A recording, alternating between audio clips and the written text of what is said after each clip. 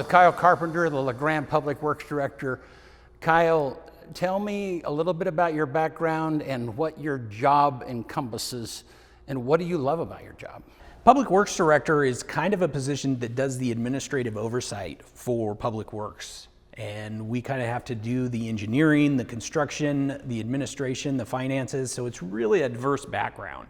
My personal background is I have a bachelor's degree in civil engineering, a master's degree in business administration. I spent a lot of time on the private side doing things like windmill construction and engineering consultant. I really like this job because of all the different problems that come along. So as an engineer by nature, problem solving is one of the things that really is my passion. So having the ability to have different problems come at you from different aspects of this job is really what gets me up every morning. The public is always concerned about roads. It's an endless thing. Tell me how your philosophy has changed compared to the previous Public Works Director and how that is affecting us.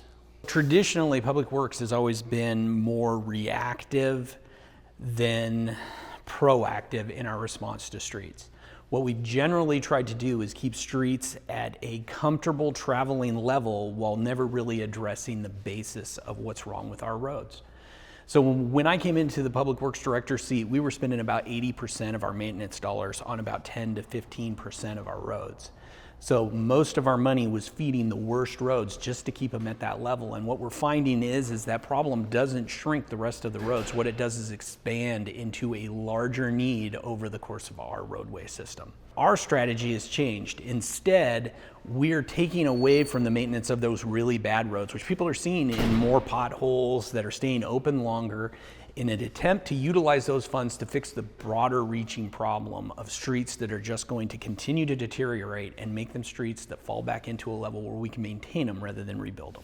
What I've found is that we have to start looking at the psychology of the driver.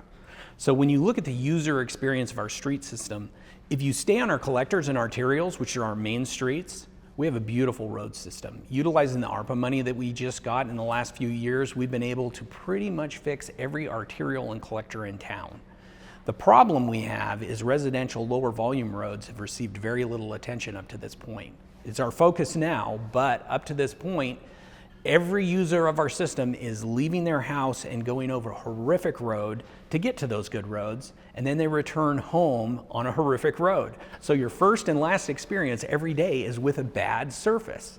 And so, as with everything else in psychology, that's what you remember the most. Those are the experiences that you take away and you take with you. So as we start getting those residential roads picked up, I think you'll start to see some of the citizenry come around. This last year, for the first time in the 15 years I've been with Public Works, we actually received compliments on the strategy we were utilizing to fix roads.